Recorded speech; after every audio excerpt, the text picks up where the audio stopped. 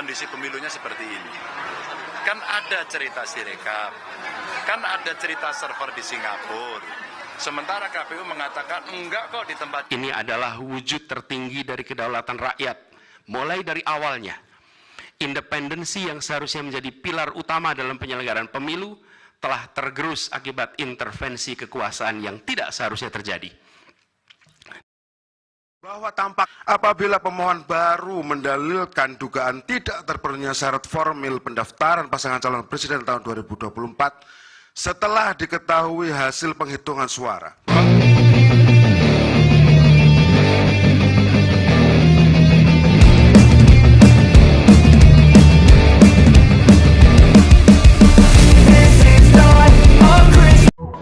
Hai football lovers, kembali lagi di channel Chan Jazil Sport. Seperti apa videonya? Mari kita simak bersama.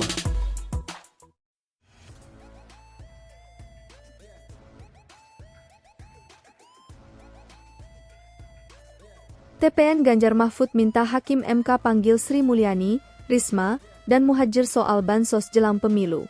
Tim Pemenangan Nasional, TPN, Ganjar Mahfud meminta Majelis Hakim panggil Menteri Keuangan Sri Mulyani, Menteri Sosial Tri Risma Harini, dan Menko Bidang Pembangunan Manusia dan Kebudayaan Muhadjir Effendi dalam sidang perselisihan hasil pemilu, PHPU, di Mahkamah Konstitusi.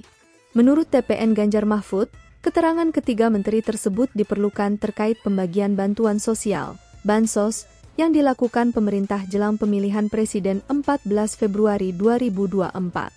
Demikian Ketua Hukum Tim Pemenangan Nasional, TPN, Ganjar Mahfud, Todung Mulya Lubis dalam keterangannya, Kamis, 28 Maret 2024.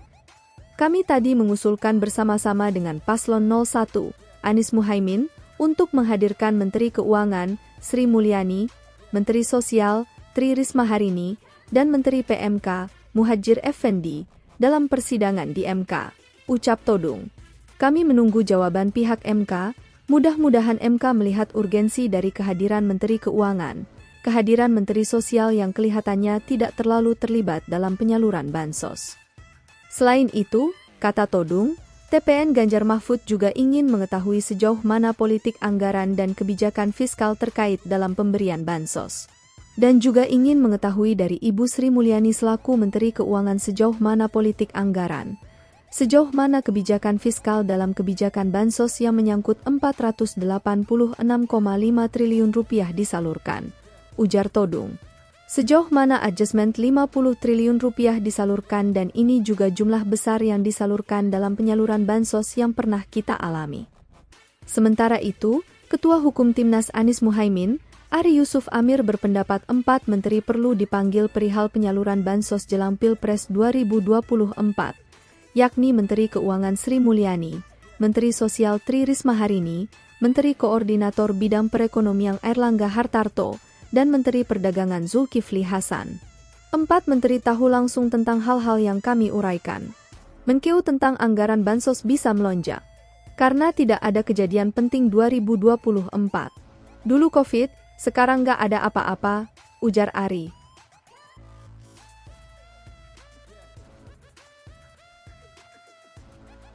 Tim Hukum Prabowo Gibran, kalau kita minta panggil Megawati, bagaimana? Anggota tim pembela Prabowo Subianto Gibran Raka Buming Raka, Oto Hasibuan menanggapi permintaan tim hukum Anies Baswedan Muhaimin Iskandar serta Ganjar Pranowo Mahfud MD. Oto menyoroti permintaan mereka terkait ingin menghadirkan sejumlah menteri dalam sidang sengketa Pilpres 2024 di Mahkamah Konstitusi atau MK.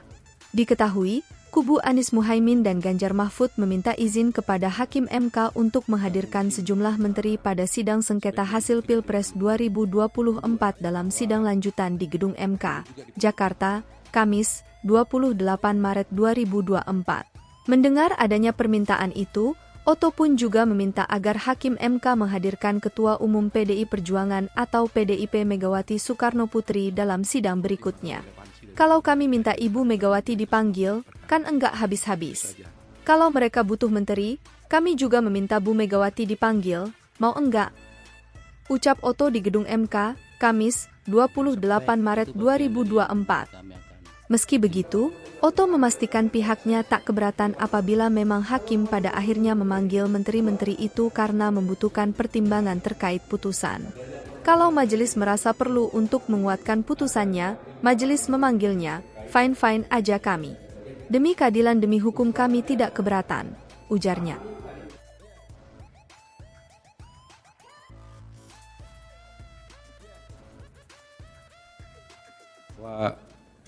Perlu juga dipertimbangkan relevansi daripada kehadiran daripada Pak Menteri tersebut untuk perkara ini. Itu saja yang kami sampaikan. Baik, itu bagian dari yang nanti kami akan pertimbangkan. Kalau mau kita putar menteri, tadi mungkin ada isu tentang adanya permohonan dari pemohon satu agar memanggil para menteri-menteri yang terkait dengan menteri sosial dan sebagainya. Terus terang aja, kami tadi menyampaikan pendapat bahwa seharusnya ini tidak terjadi. Kenapa? Karena ini adalah sengketa. Sengketa dua pihak. Jadi kalau ada sengketa dua pihak, maka berlakulah asas yang sifatnya universal. Disebut actore inducti probatio. Kalau dia yang justru kita hendak jauhi. Kita dihadapkan pada pertanyaan-pertanyaan fundamental yang menentukan apakah Republik Indonesia yang kita cintai ini akan menjadi negara yang menghargai dan memperjuangkan konstitusi sebagai pilar tertinggi demokrasi kita atau rule of law. Apakah kita akan mereduksi konstitusi menjadi sekedar alat untuk pelanggengan kekuasaan tanpa pengawasan, rule by law. Kita harus memutuskan apakah kita akan menjadi negara yang mengakui dan menghormati hak setiap individu untuk menentukan pikiran dan menyuarakan pilihannya secara bebas dan independen yang merupakan esensi dari demokrasi, atau kita justru berpaling dari prinsip tersebut dan memilih di mana suara oligarki diberi prevalensi, mengesampingkan kesejahteraan umum dan mengabaikan kepentingan nasional yang lebih luas. Ini adalah saat di mana kita harus menentukan komitmen kita terhadap nilai-nilai demokrasi, kedaulatan hukum, hak asasi manusia. Ini adalah waktu untuk menunjukkan esensial yang harus dijaga untuk membangun dan memelihara sistem demokrasi yang sehat, yang stabil, dan yang berkelanjutan. Pemilihan umum yang bebas, jujur, adil adalah pilar yang memberi legitimasi kuat pada pemerintahan yang terpilih, yang bisa membawa kepercayaan publik serta memperkuat pondasi. Pemilihan yang dijalankan secara bebas, secara jujur dan adil adalah sesungguhnya pengakuan atas hak dasar setiap warga negara dalam menentukan arah dan masa depan negara mereka sendiri. Ini adalah wujud tertinggi dari kedaulatan rakyat, di mana setiap Apabila pemohon baru mendalilkan dugaan tidak terpenuhinya syarat formil pendaftaran pasangan calon presiden tahun 2024 setelah diketahui hasil penghitungan suara, bahwa berdasarkan ketentuan sebagaimana telah diuraikan di atas, termohon menyatakan lengkap status pemeriksaan dokumen pendaftaran pasangan calon presiden dan wakil presiden atas nama Prabowo Subianto dan Gibran Raka Buming Raka, dan selanjutnya menyampaikan rangkaian pemeriksaan kesehatan kepada pasangan calon presiden dan wakil presiden atas nama Prabowo Subianto dan Gibran Raka Buming Raka di RSPAD Gatot Subroto pada tahapan pendaftaran bakal pasangan calon presiden dan wakil presiden tanggal 25 Oktober 2023. Bahwa berdasarkan ketentuan pasal 3 ayat 3 peraturan KPU nomor 19 tahun 2023, tahapan selanjutnya setelah tahapan pendaftaran bakal pasangan calon presiden dan wakil presiden adalah tahapan verifikasi dokumen persyaratan pencalonan dan dokumen persyaratan calon bakal pasangan calon presiden dan wakil presiden yang meliputi dua hal. Yang pertama, verifikasi dokumen persyaratan pencalonan dan dokumen persyaratan calon bakal pasangan calon presiden dan wakil presiden. Dan yang kedua, perbaikan dokumen persyaratan pencalonan dan dokumen persyaratan calon bakal pasangan calon presiden dan wakil presiden dan verifikasi dokumen hasil perbaikan. Bahwa hasil verifikasi yang telah dilakukan oleh termohon terhadap dokumen persyaratan pencalonan dan dokumen persyaratan calon bakal pasangan calon presiden dan wakil presiden atas nama Prabowo Subianto dan Gibran Raka Buming Raka adalah memenuhi syarat.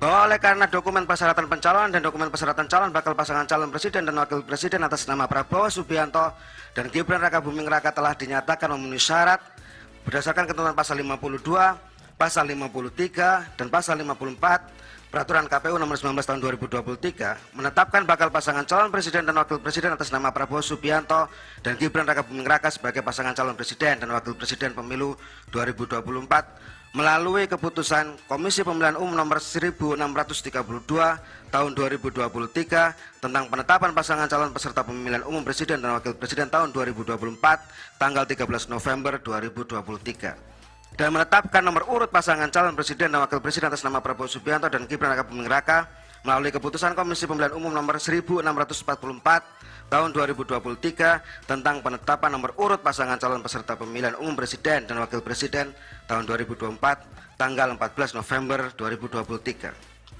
Bahwa perlu juga ditegaskan, pemohon juga tidak mengajukan pembatalan keputusan KPU nomor 1632 tahun 2023 maupun keputusan KPU nomor 1644 tahun 2023. Memang terdapat beberapa putusan berkenaan dengan pencalonan Gibran Raka Buming Raka. Misalnya, putusan nomor 730/BDT PN Jakarta Pusat, tetapi tidak diajukan oleh pemohon, tapi diajukan oleh orang lain, oleh Mardi Jaya, oleh Ahmad Rizal Robiananta, Agung Tegar Prakoso.